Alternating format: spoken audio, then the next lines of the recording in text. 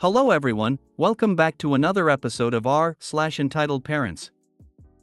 In today's episode, EM ends my engagement and gets me banned from a steakhouse all in one night. Family wants my cat.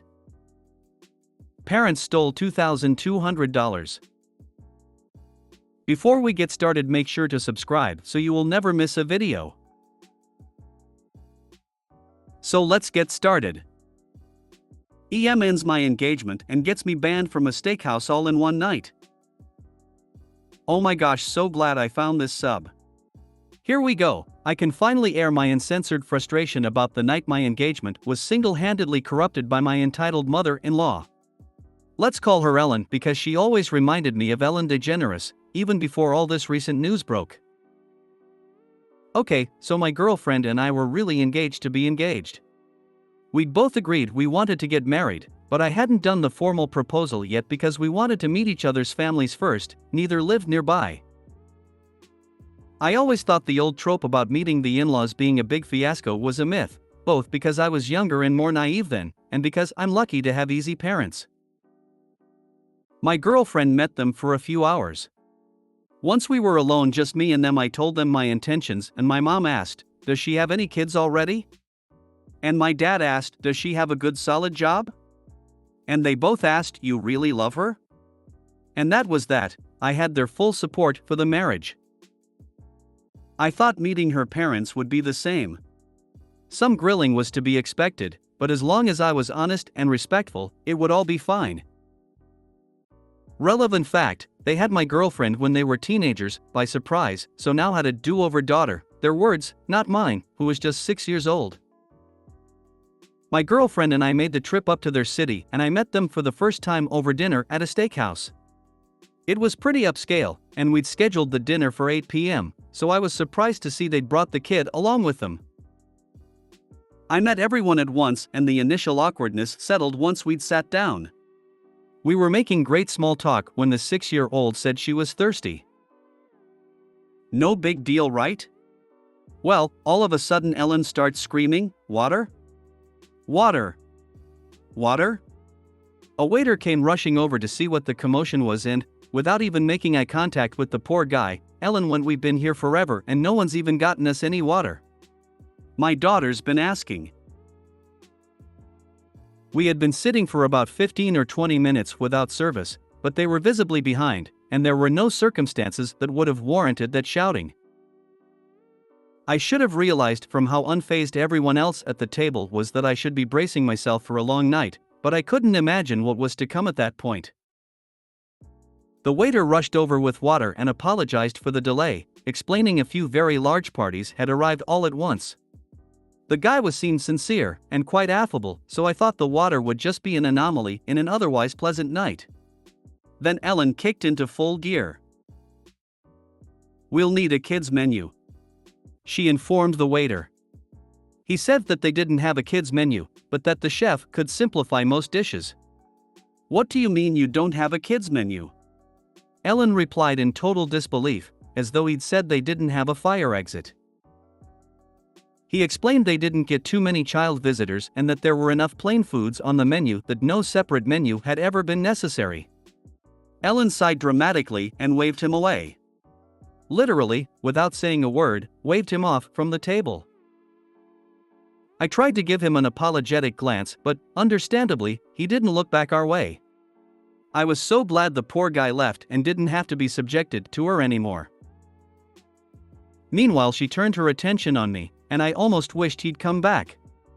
At least he was getting paid to be here. She was like, "So you're a screenwriter?" And I explained, "Well, yes and no. I want to be, but it's hard to get a job in that field that you can support yourself on, so I'm working at a non-profit right now. There's a screenwriting component to the job though, so I'm really happy there." Ellen turned to her 6-year-old and went, "Hear that, hun? You want to be sure to snag a man who works for profit. Learn from this. It's not too late for you." I couldn't tell if she was trying to be funny or not. So, I just let it pass, looking over to my girlfriend to see if she was even considering speaking up on my behalf. Nope. The waiter came back, visibly nervous. That hurt, because he was so relaxed and personable at the start of the meal. He asked if we'd like to hear the specials before we ordered, and Ellen said sure. Here's how that went. Waiter, first we have a lightly seared strip steak. Ellen, next. Waiter, okay. Then we have a broiled leg of grass-fed. Ellen, next. Waiter, we have a pasta primavera mixed with. Ellen, next to. And on until he'd gone through all 7 or 10 specials, even though she ultimately ordered off the menu, a plain ribeye, well done. She tried to order her daughter the same, but the kid said she just wanted plain mashed potatoes, so Ellen let her get mashed potatoes alone for dinner. Then, she sent the waiter away. The rest of us hadn't even ordered yet. And everyone else just sat there like it was entirely normal. I waited for someone to say something, thinking it was more her older daughter, my girlfriend's, place or her husband's, but when no one did I couldn't help myself. Was the one steak and potatoes going to be for all of us, or? My girlfriend explained, in the tone you'd use for a tourist violating a sacred local taboo, my mom always has the waiter put the kids' food in first, so it can get started right away. We'll order once the kitchen has hers. I thought she was joking, since Ellen didn't just order her kids' food, she also ordered her own dinner too. So I laughed. Something funny? Ellen asked.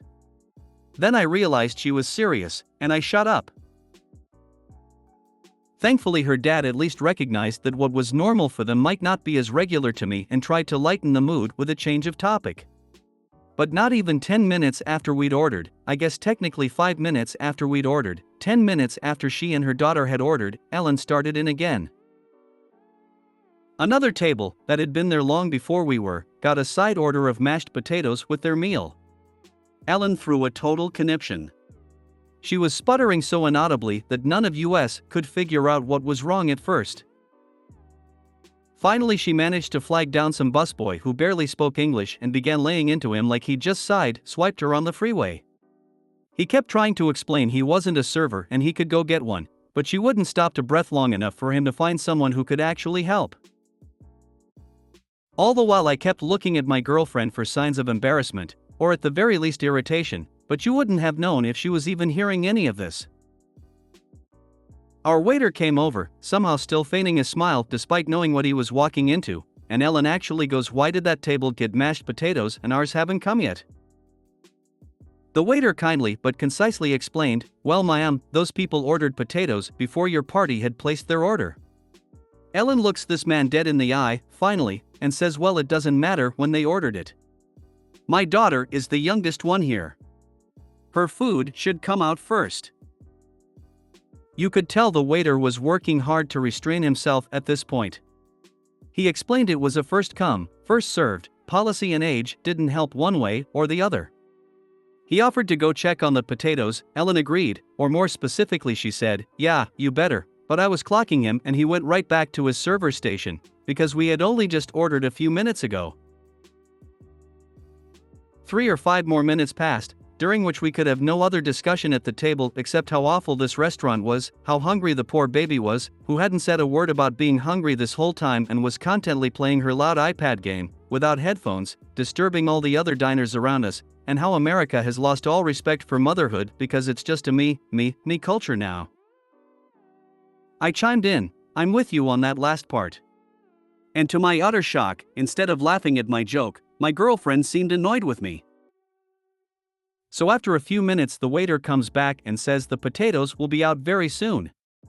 Ellen then goes and does something that, again, I thought was just a myth. She took 3 singles and a 5 out of her wallet and put them on the table in full view of the waiter. Then she took 1 single away and said, "Every table I see getting potatoes before us is a bill gone." I was absolutely mortified. The waiter, to his unending credit, just took a deep breath and said, "I don't have control over the order in which the kitchen fires tickets, but what I can tell you is it should be out any minute." And left without saying anything disparaging. I had been holding my tongue all night as well, in the name of my relationship, But once the tip hit the table, the $8 tip for a $100 plus bill, on top of all else, I figured if my girlfriend was half the woman I thought she was, then she wouldn't mind my speaking up at this point. If anything, she'd be supportive, right? So I scooted my chair back a bit and said, "Listen, I know what you're doing with the cash on the table, but that kind of thing makes me really uncomfortable, and it's just not called for. Please put the money away, or we can just continue this some other time." My girlfriend's dad spits back, "What? How cheap do you have to be to not believe in tipping service workers?" Before I could process whether he was serious or yanking my chain, Ellen shocked me with, "No, you know what, you're right, this isn't necessary." I should have known better than to be relieved. She folded the bills back into her wallet, patiently waited for the next plate of mashed potatoes to be carried out, and when it wasn't delivered to us, it was a very common side dish at this place, a steakhouse, she went right up to a stranger's table and picked it up off their table. She half explained something about her daughter starving to death as she was walking away with the stranger's food, but unsurprisingly, that wasn't convincing enough for them. The old lady she took it from followed her right over to our table and tried to take it back. I was already searching for my coat tag in preparation to go, but a shoving match was beginning to unfold between Ellen and an elderly woman with a tennis ball walker, and far be it from me to sit through all that had happened only to leave just as the night was getting interesting. The elderly woman was like, "Give me back my potatoes. Who are you?" And the poor little girl was like, "Mommy, it's okay, don't take someone else's potatoes." But it all fell on deaf ears. Ellen yelled at the old lady, "How could you sit there and eat these when my daughter hasn't even been served yet? She's sitting here hungry, just a little girl, and you're over there stuffing your face? Come on, other potatoes will be out any minute." And the old lady, got to love her, was like, "Great, if they'll be out any minute, then what's the problem?" To which Ellen still found holier than thou ground, gasping, "Language, please." Finally the waiter, and this time someone higher up as well, I think the manager, thank God, came over to separate them, as they had begun to raise their voices and cause a disturbance. Staff had already asked Ellen to turn down her daughter's iPad multiple times without heed, and I'm guessing the waiter informed management about the tip on the table, stunt she pulled, because this was their final straw. They told us we were going to have to leave the restaurant.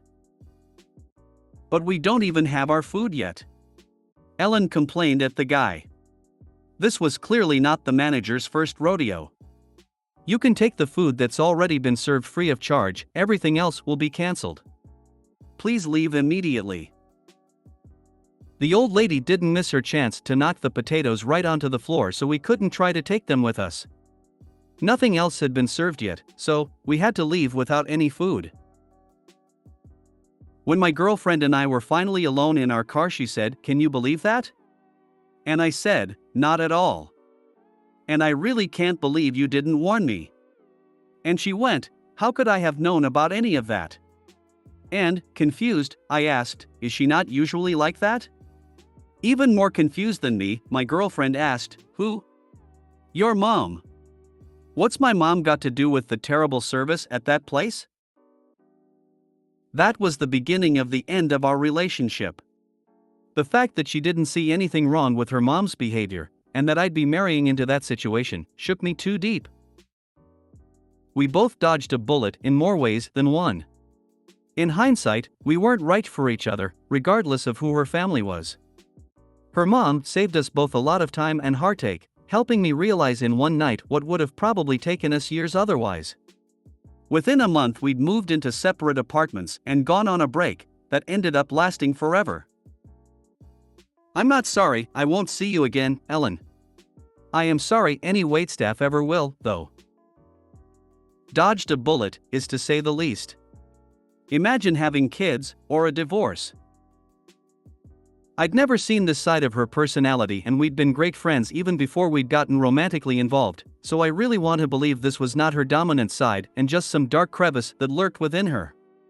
We weren't right for each other for a lot of other, less extreme reasons, too. But whichever it was, you're 100% right. 1000% right. Every time this story crosses my mind, I'm steeped in relief I didn't have kids with her, huh? I literally gasped when she asked what her mother had to do with the service. I cannot believe you sat there for so long during that. I'm glad you got out. What a twist! On par with that scene from Get Out. And the poor little girl was like, "Mommy, it's okay, don't take someone else's potatoes." So there's a chance that the entitled gene didn't pass on to this one. Faith in humanity slightly restored. Yeah, I mean, her other daughter was also mostly normal and kind for the entire time I knew her. So whatever this gene was laid dormant until triggered. Maybe by having kids? Thankfully, I never found out. Wow. So, Fu on so many levels. Glad you got away. Wow. Family wants my cat. I'm staying with my parents for a few months and they have another cat that doesn't really have a personality, so they love my cat. I have niece whose mother is now a vet and the niece keeps saying that she's gonna have my cat one day. I think she thinks this because I gave them my cat one time that they really wanted, but then he died of cancer. Anyway, it's just weird to me, like my niece is in 4th grade, so I know kids just say whatever, but my stepmom also says things about my cat like after I move out the cat is gonna be theirs. Jokingly, I think, I'm not sure. I would set a boundary with them. Every time one of them says they will be keeping the cat, no you won't, that is my cat and where I live is where the cat lives. Even if you have to get stern and they say, I'm only joking. Just keep saying it, especially since in the past you have given your aunt a cat that was yours. Yeah, I'll do that from now on cause I didn't want to come off as rude, but like they keep mentioning it. Make sure the cat is microchipped and has only your info on file. Also set up some boundaries. Nicely tell niece that you love your kitty and it will be staying with you forever. Firm but kind is probably the way to go here. And don't let niece's mom microchip it. Do it with another vet, so aunt doesn't register it in her name by mistake. Parents stole $2,200. Had $4K in cash in my room, $300 of it goes missing. Then another time $200. Left me with $3,500 and now I'm at $1,700 or $1,800 RN. I pulled it out to try to get a car, but I couldn't get it because of certain reasons. I'm trapped in their house having to pay $800 monthly and I can't wait till my mom asks for the $800 I need to pay this check. If I don't pay it, then we will lose the house. I work at my dad's job. If we lose the house and I move out somewhere, since I don't have a car, I can't get to work. I can't put my money in a bank because my bank is an hour away, can't drive, and I've been very busy past few months from work. Yes, I hid my money after I lost $500, but I guess she rummaged through my room and found it. I'm hopeless and don't know what to do. The car was supposed to give me a ticket to move out finally and get away from my toxic family. I feel stupid and just want to die because all that money I saved up is gone. They're trapping me in their house and I get treated like shit. I'm 19 years old, by the way. Let's not forget to add that she is a compulsive liar and very manipulative. It hurts me mentally. Edit, I got into it with my mom and my dad bucked up with me and shoved me into the wall. He'd 6 feet 1 inch, I'm 5 feet 8 inches. He's huge. That's the first time he's laid hands on me. This was last week. This is when you start stealing their money and hide it at a friend's place, so if your parents try find it or were to try call the cops on you, you haven't got anything that they know if at least. This. Steal the money back. His bank is an hour away and he doesn't drive. When she asks for the $800, tell her she already has it for the next 3 months based on the theft. It's time to go get a proper saving account or even Cash App. You can have your checks direct deposited and she will never be able to get access to it. It sucks to learn that your family can't be trusted, but now that you know, it's time to adjust accordingly. Is there a reason you can't open your own bank account? You're 19. Either way, get your money out of that house. If you made it to the end of the video, thanks for watching. Don't forget to like, subscribe and share, and we will see you in the next video.